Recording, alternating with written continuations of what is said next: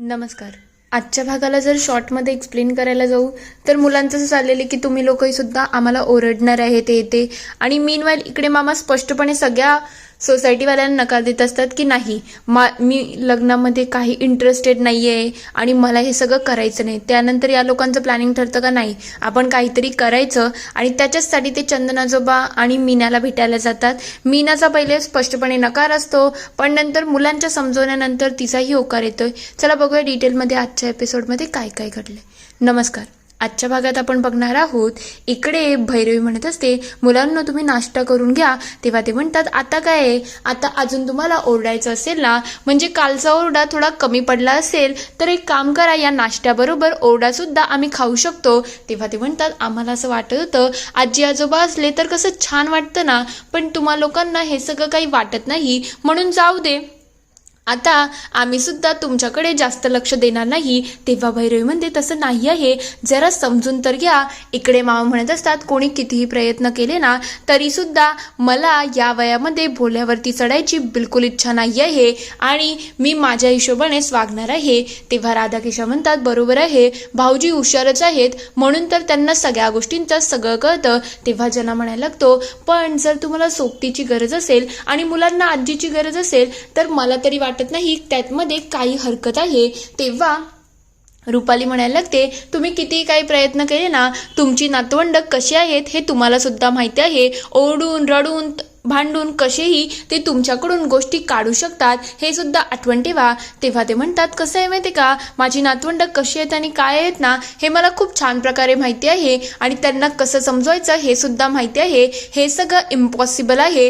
इकडे भैरवी म्हणत असते, काहीच इम्पॉसिबल नसतं, सगळं काही पॉसिबल असतं आणि आम्हाला दोघांनाही पटलं आहे की बाबांना सोबतीची गरज आहे. तेव्हा अनिश म्हणतो, मला तर पटलं आहे आणि तुम्ही जो विचार केला आहे ना, आता आम्ही सुद्धा तोच विचार करतोय. तेव्हा मुलं म्हणतात, हे तर चांगलं आहे, पण आजोबा या सगळ्या गोष्टीला रेडी होतील का? इकडे मामा म्हणत असतात, या गोष्टीला मी कधीच रेडी होणार नाही, कारण की मला अक्कल आहे आणि तुम्हाला तर माहितीच असेल, मध्ये एकदा मी फक्त लग्नाचा विषय निघाला होता, त्या कोर्टामध्ये गेलो होतो, तेव्हा कोण माहिती कोणी पण अख्ख्या सोसायटीमध्ये माझं आणि त्यांचं लग्न झालं आहे अशी सगळीकडे न्यूज पसरवली होती. तेव्हापासून मी ठरवलं आहे, त्या बाईचा काही भरोसा देता येत नाही, कधी तिच्या बॅगेमध्ये मलाच घडी करून ठेवेल, म्हणून मी काही याच्यामध्ये पडणार नाही आणि त्या बाईशी लग्न करण्यामध्ये मला काडी मात्रही इंटरेस्ट नाही आहे. मामा स्पष्टपणे नकार देत असतात. तर दुसरीकडे भैरवी म्हणत असते, बाबांनी कितीही नकार दिला ना तरी सुद्धा मिशन इम्पॉसिबल आपण पॉसिबल करून दाखवायचं,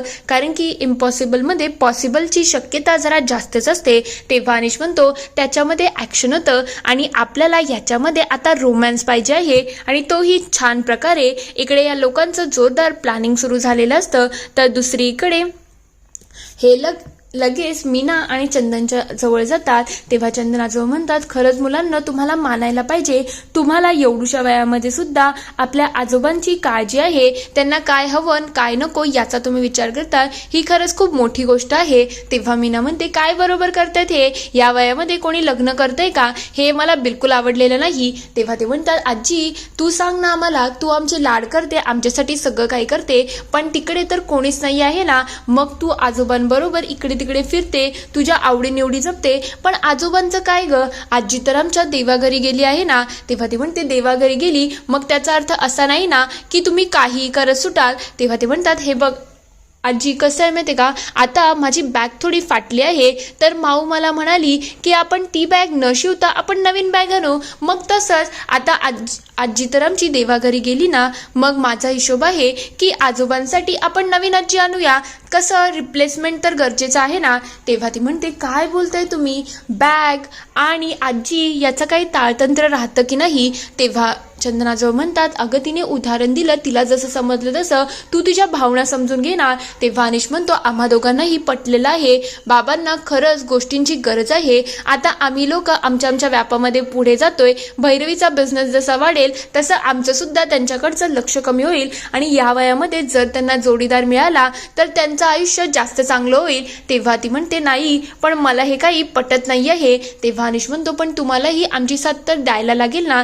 तेवढ्यात मीनाचा नकारच असतो. तेव्हा मुलं म्हणतात जर आता आम्ही टग ऑफ वॉर खेळलो ना तर बघ आम्ही जिंकणार आहोत, मग आता तू ठरव आजी तुला आमच्या टीममध्ये यायचं आहे की नाही. तेव्हा ती विचारते काय बोलताय तुम्ही, मला खरंच समजत नाहीये हे. तेव्हा चंदन आजोबा म्हणतात अगं रस्सी खेच बोलताय ते, आणि रस्सी खेचमध्ये आमची मेजॉरिटी जास्त आहे ना, मग आम्ही जिंकू, त्याच्यामुळे तू सुद्धा आम्हाला याच्यामध्ये हेल्प कर. तेव्हा ती म्हणते आता काय माझ्याकडे ऑप्शनच नाही, मग मी सुद्धा हेल्प करेलच. तेव्हा भैरवी म्हणते आई असं नाही ग, खरंच तुला मनापासून हेल्प करायला पाहिजे, आणि कसं आहे आमचं प्लॅन ऑफ ऍक्शन सुद्धा रेडी झाला आहे. तेव्हा ती म्हणते काय तुमचा प्लॅन आहे आणि काय तुमची स्ट्रॅटेजी आहे जरा मला सुद्धा कळू दे. तेव्हा आणि सांगायला लागतो आमची स्ट्रॅटेजी आणि प्लॅन पूर्णपणे रेडी झाला आहे, आता फक्त ऍक्शनला काम करायचं आहे. तेव्हा भैरवी म्हणते त्याच्या पहिले मला एकदा गार्गीला कॉल करायला पाहिजे. तेव्हा चंदनाचं म्हणतात म्हणजे गार्गी तुमच्या टीममध्ये आहे का. तेव्हा ती म्हणते मग आपल्याला समोरच्या पार्टीमधला एखादा व्यक्ती तरी आपल्याजवळ पाहिजेच ना, आणि गार्गी तर ऑलरेडी या मिशनमध्ये होतीच, आता आपण तिच्याकडून सुद्धा काम करून घेऊ. तेवढ्या तिकडे भैरवी गार्गीला कॉल करते आणि पहिले तिची माफी मागायला लागते.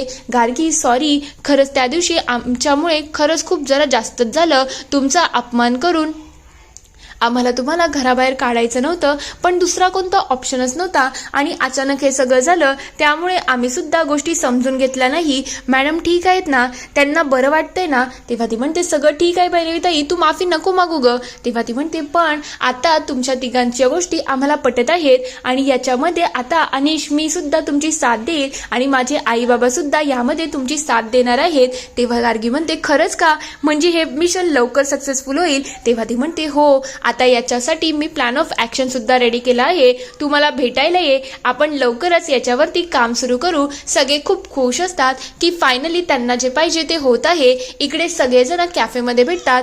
तेव्हा भैरवी विचारायला लागते की मला एक प्रश्न पडला आहे गार्गी, तुला माहिती असेल तर उत्तर दे. म्हणजे मॅडम एवढ्या सुंदर आहेत, एवढ्या एज्युकेटेड आहेत, एवढ्या प्रेमळ आहेत, मग तरी सुद्धा त्यांनी लग्नाचा का विचार केला नाही, म्हणजे मला थोडी ही गोष्ट खटकत आहे. तेव्हा भैरवीचं हे सगळं बोलणं ऐकून गार्गी म्हणायला लागते कसं आहे माहिती का, मला जेवढं मावशीबद्दल माहिती आहे ना, मावशी जेव्हापासून पोलीस खात्यामध्ये लागली तेव्हापासून तिने फक्त समाजाचा विचार केला, आणि या सगळ्या धावपळीमध्ये तिला काही दुसऱ्या गोष्टीकडे लक्ष देता आलं नाही, आणि त्याचमुळे तिचं लग्न सुद्धा राहिलं. तेव्हा अनिश विचारतो पण मला गार्गी तुझ्याबद्दलही जास्त माहिती नाही, तू त्यांची नात्यातली नाही आहेस ना. तेव्हा ती म्हणते हो, मी त्यांची सख्या नात्यात कोणीच नाही आहे.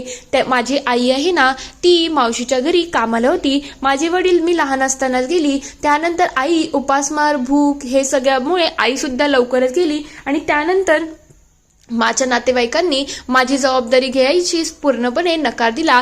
तेव्हा मावशीने मला दत्तक घेतलं, आणि माझ्या हिशोबाने माझी जबाबदारी पडली, त्यामुळे मावशीने लग्नाचा विषय तिथेच सोडून दिला, आणि त्यांनी लग्न कधी करावं असं त्यांना कधी वाटलंच नाही. तेव्हा अनिश म्हणतो आता खरं मला समजते की आपण फक्त स्वतःचाच विचार करतोय, पण आपल्या आजूबाजूला अशी लोक आहेत ती स्वतःच्या जास्ती लोकांचा विचार करतात, त्यांच्यासाठी काय चांगलं काय नाही याचा विचार करतात. खरं म्हटलं तर निवेदिता मॅडम मुळे माझ्या आयुष्यामध्येही खूप मोठे बदल झाले आहेत, त्यांनीही माझं आयुष्य घडवलं. तेव्हा गार्गी म्हणायला लागतात हे सगळं तर ठीक आहे, पण आपण त्यांनाही ते बोलवलं आहे, आता प्लॅन ऑफ ऍक्शन काय आहे ते सांगता का, म्हणजे मावशी कधी येऊ शकते. तेव्हा ते म्हणतात पहिले ईशान तू बाहेर जा, म्हणजे कसं आपण कामाला लागू. ईशान लगेच बाहेर नजर ठेवायला लागतो. तेव्हा भैरवी अनिश म्हणतात काय आहे, म्हणजे सगळं व्यवस्थित होईल ना. तेवढ्या तिकडून ईशान आवाज देतो की बघा बघा आजोबा आले आले, लवकर लवकर लपायला सुरुवात करा. सगळे लगेच तातडीने तिकडे लपायला लागतात. तेवढ्यात मामा कॅफेमध्ये येतात, आणि इकडे तिकडे बघून म्हणायला लागतात या कॅफेमध्ये यायची मला थोडी भीतीच वाटते, काय माहिती ती बाई कधी येईल काही सांगता येत नाही. तेवढ्यात वेटर तिथे येतो आणि म्हणतो आज तुम्ही एकटं झाले, मुलं कुठे आहेत.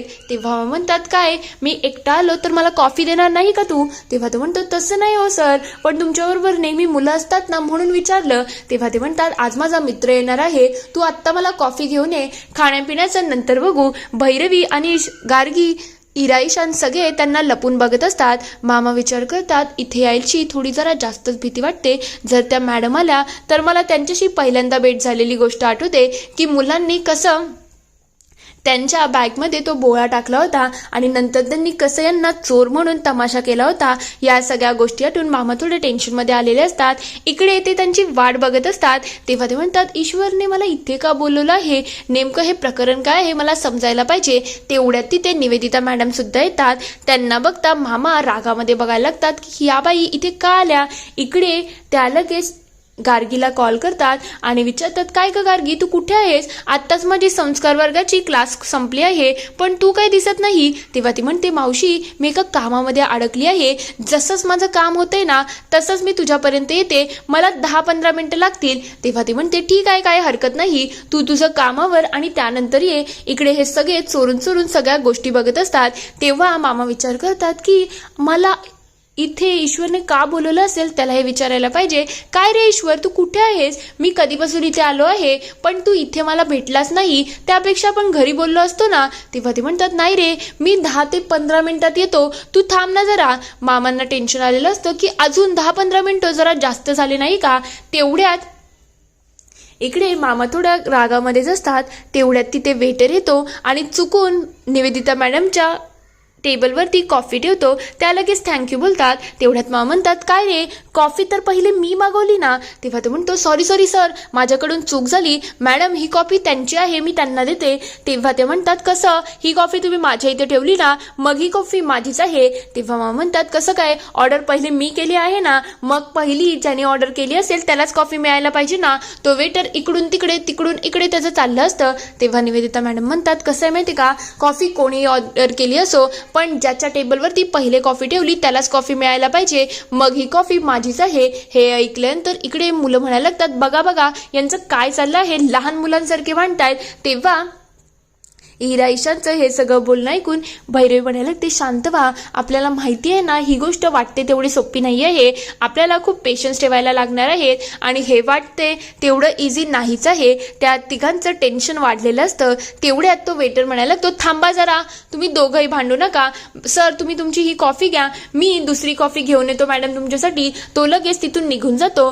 तेव्हा निवेदिता मॅडम म्हणायला लागतात, बरोबर आहे, तसं ही दुसऱ्याची कॉफी प्यायची सवयच आहे ना.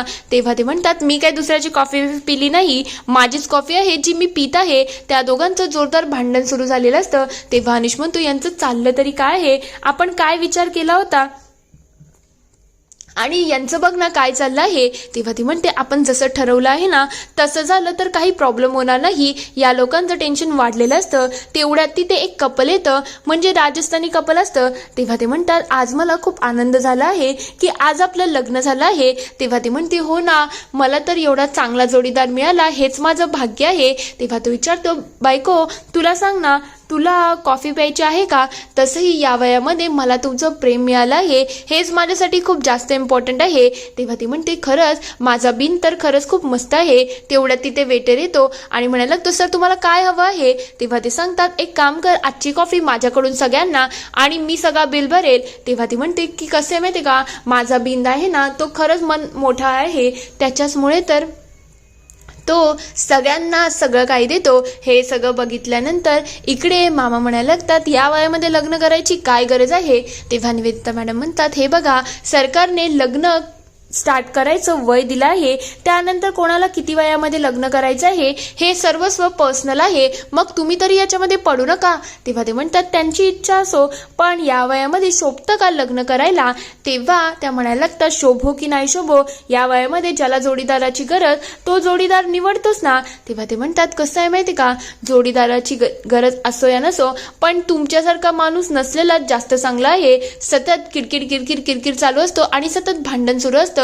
तेवढ्यात त्या दोघांचं जोरदार भांडण सुरू होतं. हे बघून ह्या चौघांना 5 जणांना टेन्शन आलेलं असतं की यांचं चाललं तरी काय आहे. तेवढ्यात ते 2 कपल त्यांच्या मध्ये येतात आणि म्हणतात, काय झालं, तुम्ही तुमच्या बायकोशी का भांडताय. तेव्हा म्हणतात, ती माझी बायको नाही आहे, उगाच वाटेल ते बोलू नका. तेव्हा निवेदिता मॅडम म्हणतात, हे माझे मिस्टर नाही आहेत, उगाच यांचं आणि माझं नातं जोडू नका. तेव्हा ते म्हणतात, अरे शांत व्हा, एवढा प्रत्येक गोष्टीमध्ये चिडचिड करायची गरज नाही आहे, माझं तर वय खूप जास्त निघून गेलं हिला शोधता पण जेव्हा ही मिळाली ना तेव्हा मी पूर्ण झालो आहे. मग आता तुमच्या बाबतीत तर तुम्हाला ऑलरेडी जोडीदार मिळाला आहे, मग त्या जोडीदाराचा तुम्हाला उपयोग करायला पाहिजे.